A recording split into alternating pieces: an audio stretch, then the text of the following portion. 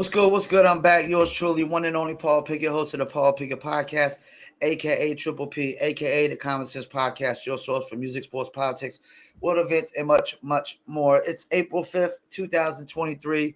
Got a bunch of NBA games to go over. The NBA season is literally up Saturday. Saturday is the last games being played for the NBA and whatnot. We got a bunch of games to go over.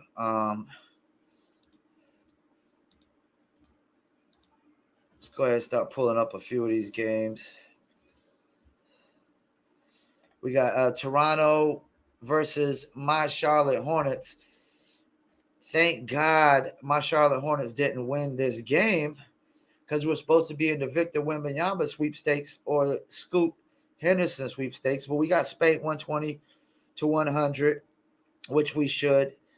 22 from Pascal Siakam, OG Anunoby 17, 16 from Fred VanVleet, and 21 from Chris Boucher. And Charlotte, Charlotte was well balanced, but none of these cats have played like really all year long. Everybody who started for Charlotte last night is bench players. Bryce McAllen's gave you 20, 13 from JT Thor, 18 from Nick Richards, along with 11 rebounds, 17 and 7 for Savai Makalaku. Can't pronounce that name, man. And Theo Maladin got 13 with 11 assists, but it doesn't give me any hope for my Charlotte Hornets future right now. None at all. Zero. Miami played Detroit. Miami beat Detroit 1-7. No, my bad. That's not the score. It's 118 to 105. Jimmy Butler gave us 27 points, 8 rebounds, 18 from Bam Adebayo, 18 from Tyler Hero, and 22 from Gabe Vincent.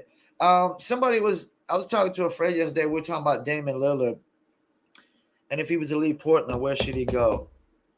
Miami Heat. Damian Lillard, Tyler Hero, Bam Adebayo, and Jimmy Butler. I like that odds, especially if they're healthy. Cleveland Cavs played the Orlando Magic, beat them 117 to 113. We got 14 out of Mobley, Evan Mobley, 12 out of Jared Allen. Donovan Mitchell gave you 43 as usual, and 16 and 10 assists from Darius Garland, and 19 from Karis LeVert off the bench. Orlando Magic, 17 from Franz Wagner, 20 from Paolo Banchero with 10 rebounds, 17 points and 12 rebounds from Wendell Carter Jr., 23 from Markelle Fultz, along with 8 assists. And Ben Simmons can take a page, or needs to take a page, out of the Markelle Fultz book and get over that weak mindset that he's in. Because I'm with Kevin Garnett, man. He going to have to figure it out on his own, man. Ain't nobody going to coddle him and hold his hand anymore. Those days are done. The Bucks beat the Washington Wizards 140 to 128. Jay Crowder gave you 19, 28 from Giannis, along with 10 assists and 11 rebounds, triple-double, and 2 steals and 1 block. He had 8 turnovers, but he was still plus 18. 20 from Brook Lopez, who had 0 rebounds. What the hell? How the hell did Brook Lopez have 0 rebounds? 26 from Drew Holiday with 10 assists and 9 rebounds. He almost had a triple-double. You had 2 players almost had a 25-point triple-double. Joe Ingles gave you 12 and 19 from Bobby Portis with 20 rebounds. 20. No wonder Brook Lopez didn't get no rebounds, because Bobby Portis got all the rebounds last night with 19 and 20. Man, the Bucks are gonna be scary come playoff time, man. I don't know if I would bet against the Bucks, man. I don't know if I would bet against the Bucks. Minnesota Timberwolves beat the Brooklyn Nets 107 to 102. Jaden McDaniels gave you 15. Karl Anthony Towns gave you 22 with 14 rebounds. Rudy Gobert gave you 12 points, 12 rebounds. And that's all you should expect out of him. 23 from Anthony Edwards and 18 from Mike Conley. And the Nets, Cameron Johnson gave you 14. Big up to that former Tar Heel right there. Dorian Finney-Smith gave you 14 and 10. Dallas is definitely missing him. 24 from Mikal Bridges and 30 from Spencer Dinwiddie. And I got to check Mikal Bridges' scoring average because I predicted he'll get to 20.5 by the end of the season. He's at 20.3 right now. And my first prediction was he would get to 20 points a game because he was literally at like 15, 16 a game when he came over to the Nets in that trade for Kyrie Irving. And now he's up at 20.3 a game. That's crazy. That's crazy. Mikal Bridges, best thing that ever happened to him was getting traded to the Brooklyn Nets. Okay, what other games we got to pull up here? We got a lot more to go through. Boston played Philly, and Philly won 103-105 thanks to Joel Embiid's 52 points. Oh, man. See, this is why the MVP race is so tough right now. It's so tough because Joel Embiid comes and beats Boston off of 50.2 wing dinner.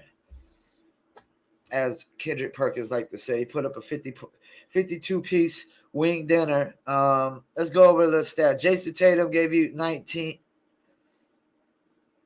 10 from Grant Williams, 11 from Al Horford, 17 from Marcus Smart. Derek White gave you 26, 18 from Malcolm Brogdon. Before I go any further, I'm not taking much from this game. I'm not taking much from this win. Why am I not taking much from this win? Who didn't play for Boston? Jaylen Brown.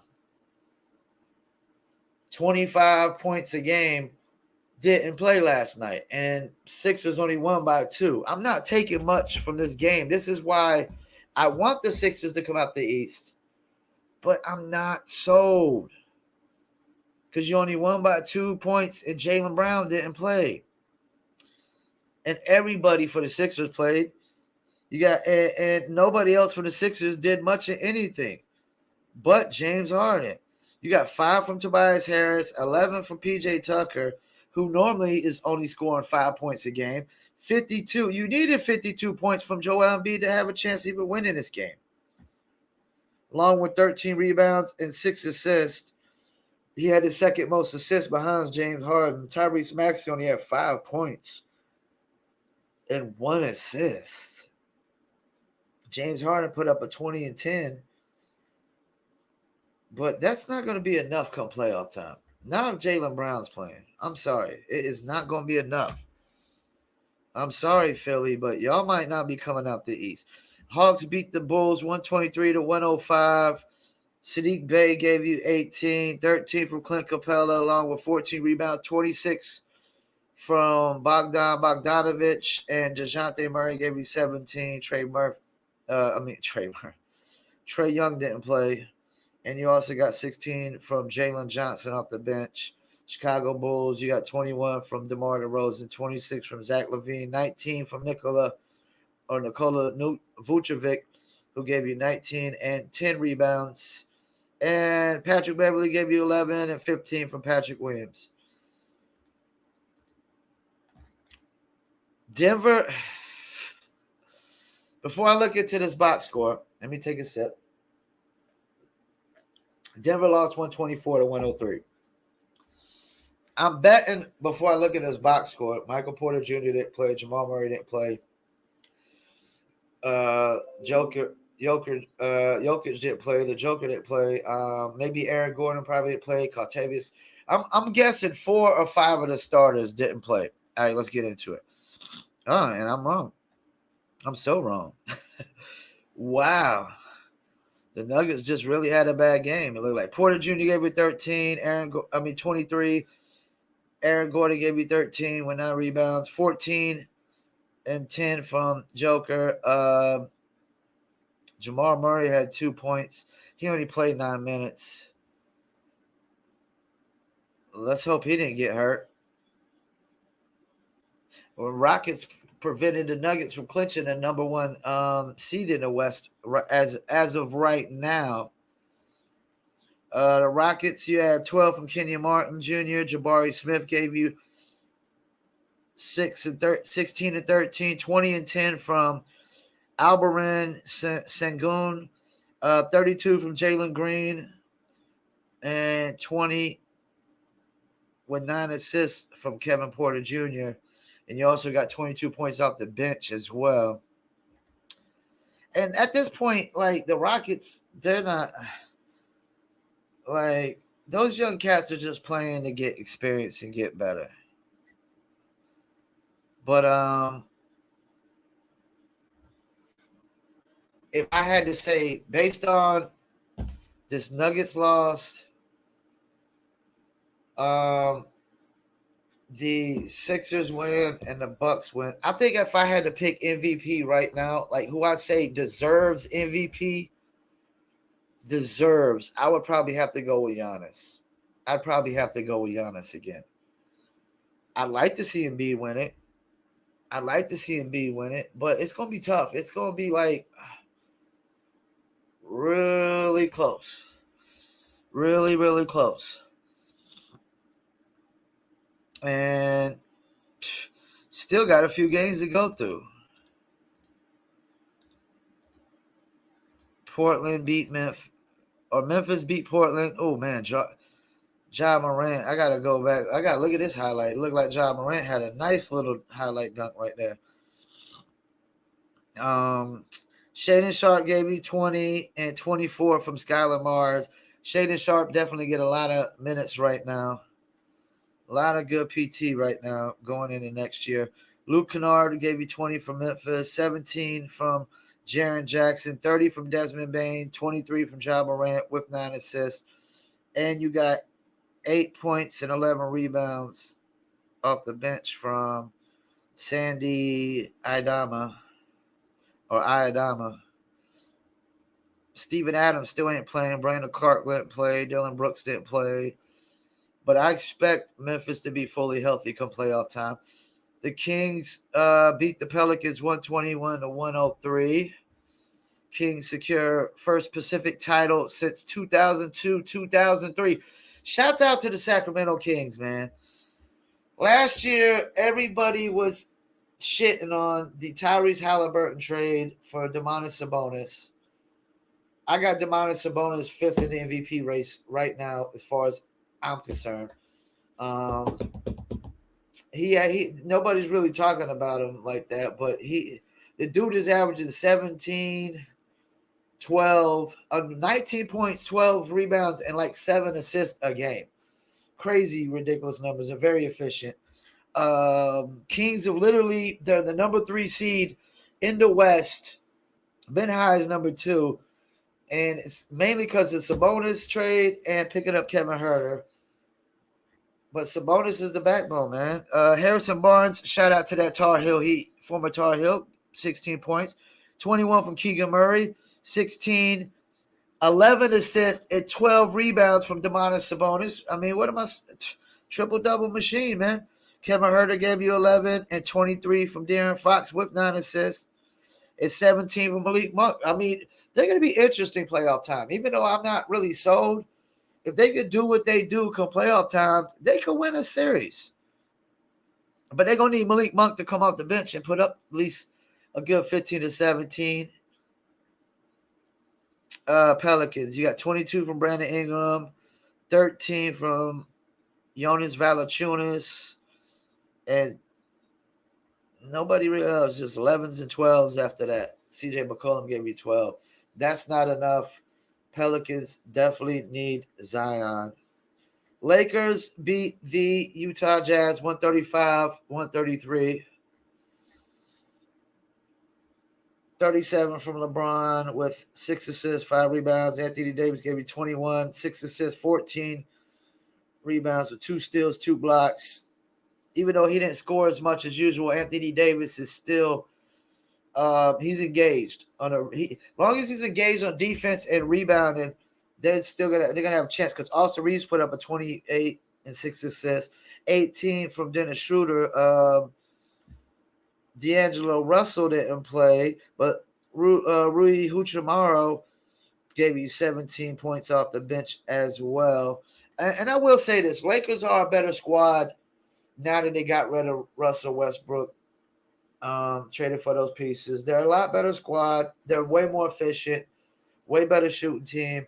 And then it opened up for Austin Reeves to be able to do what he's doing. Because if they still got Westbrook coming off the bench, then Austin Reeves is coming up after him. You know, because it's like, and that's the thing, when you start paying somebody so much money, they're always, when somebody's making, 30, 40 million a year, they're always going to feel entitled to get a certain amount of playing time. Even Ben Simmons probably feels entitled to get a certain amount of playing time. And you want to know how much playing time Ben Simmons deserves? Zero, nada. Let's get into Utah. 23 from Kelly Olynyk, 22 from Ochai Agbaji, 23 from Taylor Horton Tucker, who's definitely been playing a lot better towards the end of the season. Taylor Horton Tucker probably will be looking a lot better going into the next season, even though his playing time might diminish because you got Colin Sexton, who should be coming back, and Jordan Clarkson ain't playing as well. All right, we got 2 more games to pull up. OKC versus Golden State, and Golden State won, which they needed to, because if not, they were going to fall into the play-in tournament, and either the Lakers or the T-Wolves were going to, the Lakers or the Pelicans were going to fall into like the 6th seed. Lou Dort gave you 17, 19 from Jalen Williams, who's Rookie of the Year runner-up, 15 from Josh Giddey, 32 from Shai Gilgeous-Alexander. This is the thing, too, that people got to realize about OKC going forward. They got runner-up for Rookie of the Year this year in Jalen Williams, who was drafted later behind Chet Holmgren. So we don't know if Chet Holmgren would have been possibly the Rookie of the Year or runner-up a Rookie of the Year, which means that OKC could have possibly had either the Rookie of the Year and the double runner-up for Rookie of the Year, or they could have had the runner-up for Rookie of the Year and the double runner-up for Rookie of the Year. They could have literally had 2 of the top 3 rookies, and we don't know yet because we got to see what Chet Holmgren's going to be. Golden State, you got 30 from Jordan Poole, 34 from Curry, 17 from Draymond Green with 9 rebounds, and 16 from Dante DiVincenzo, and Moses Moody gave you 13 as well. Kevin Looney came off the bench and gave you 11 rebounds. And last but not least, Suns beat the Spurs 115-94, as should. 21 from Malachi Abraham and 20 from Trey Jones. Nobody else really did much after that. 18 from Kevin Durant, 19 from DeAndre Ayton, 27 from Booker, 22 from Chris Paul, and Ayton also had 11 rebounds. Of course, Chris Paul only had 2 assists because it was a scoring night for him. Because Torrey Craig, he put up 15 and 10 off the bench. Torrey Craig gave you a double-double off the bench. I mean, like, who does that? A double-double off the bench. That doesn't happen too often. Of course, Bobby Portis did it earlier with the 19 and 20. Let's go into the standings. Let's see if the standings have changed any. Lakers are still at that 7th seed. Golden State's moved up to that 5 seed. And that's the thing. Lakers have to play the Clippers still. If the Lakers beat the Clippers, the Lakers can move into that 6th seed. And the Clippers will fall into that play-in tournament. Yep. So that's going to be interesting when the Lakers play the Clippers. If the Lakers, because the Lakers, I think they still got to play the Suns too, but the odds of them winning 3 of their last 4 was like 50%, I think it was. So it's possible they could beat the Clippers and fall into that 6th seed. If they fall into that 6th seed, then they'll end up playing Sacramento. And I've said I'm not sold on Sacramento because of playoff experience. Keegan Murray doesn't have much playoff experience. De'Aaron Fox has 0 playoff experience. Domantas Sabonis has a little bit. Not a lot of playoff experience over there. Can a healthy Lakers beat the Kings in the first round? Yes. Most definitely that can happen. And the more I look in the East, it's between Milwaukee and Boston. I don't know if I could bet any money on the Sixers, man. I don't know if I'm willing to make that bet because I'm not in the business of losing money. Elway no longer. I'm going to NFL real quick. See if there's anything newsworthy. Elway's no longer with Broncos after contract expires. I hear a lot of people talk about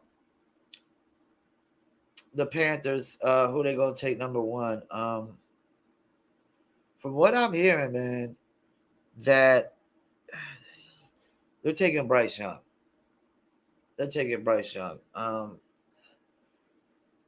People need to stop falling into this trap of we got to pick the most athletic quarterback. The most athletic quarterbacks are never the greatest quarterbacks. They are never the very best quarterbacks.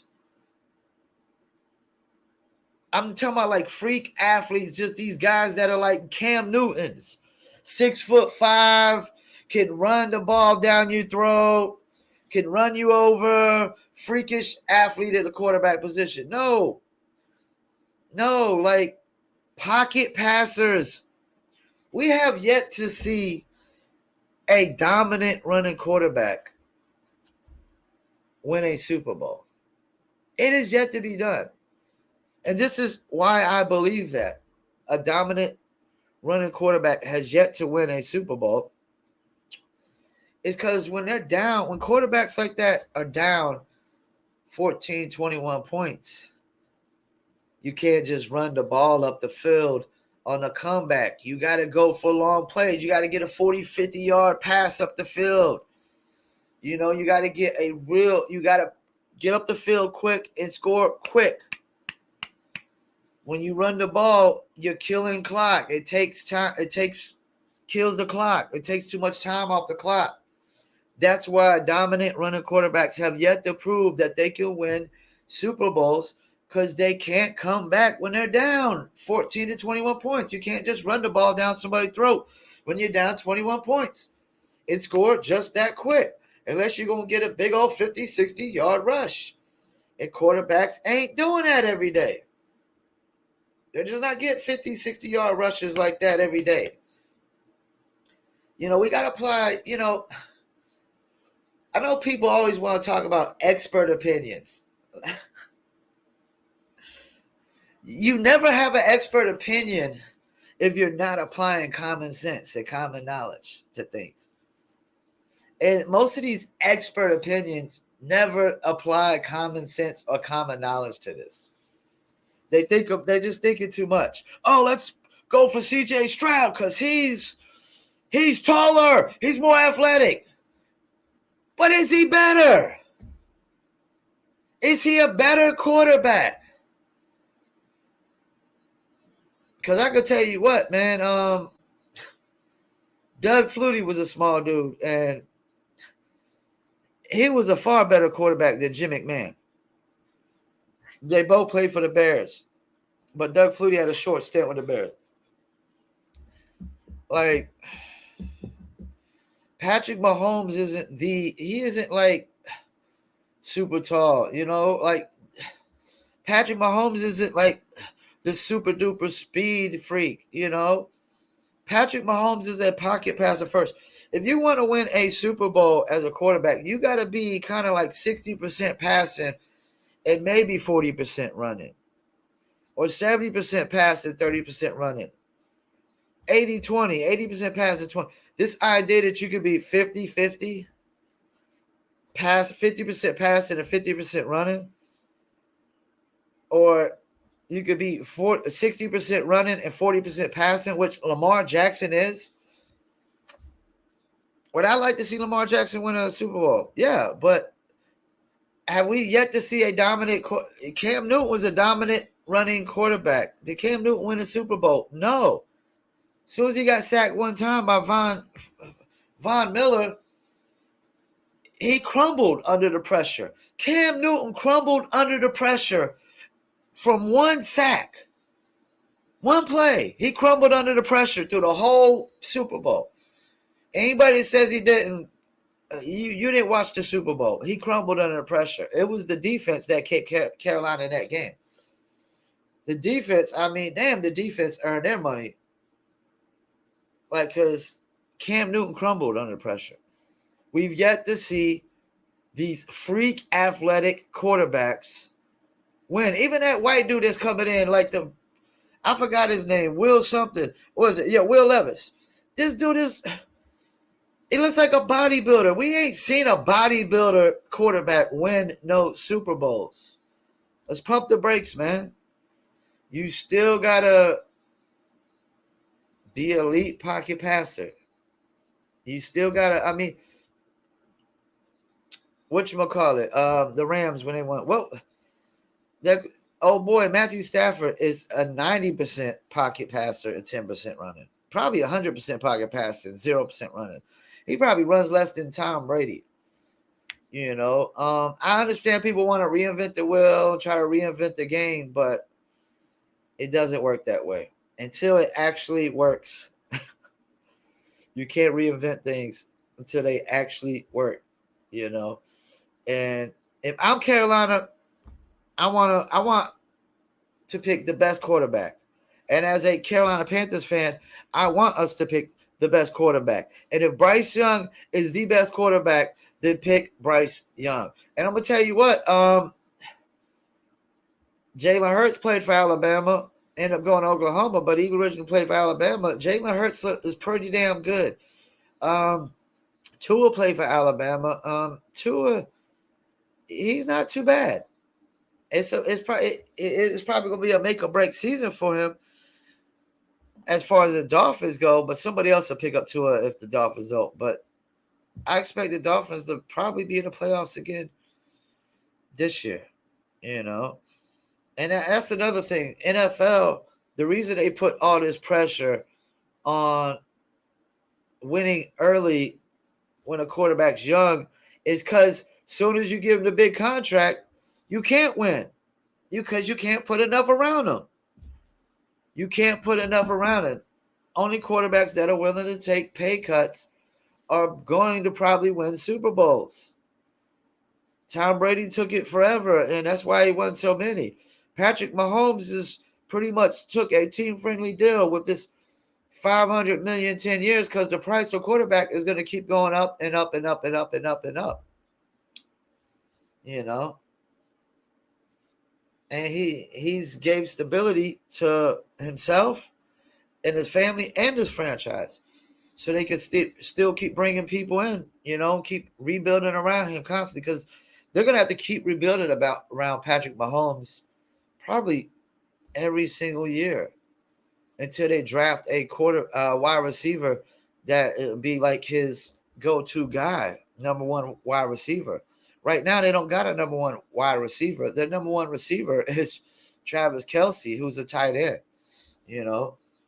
But, yeah, from Carolina, go with Bryce Young. Don't overthink this. We got to get this super athletic. We got to get the guy who runs the fastest or jumps the highest or looks like a big bodybuilder like Will Levis. No, let's just get the guy that is either the best or potentially the best. Let's do that, Carolina Panthers. Let's just apply some common knowledge and common sense. Once again, I thank y'all for tuning in. Paul Pickett Podcast, and I'm out.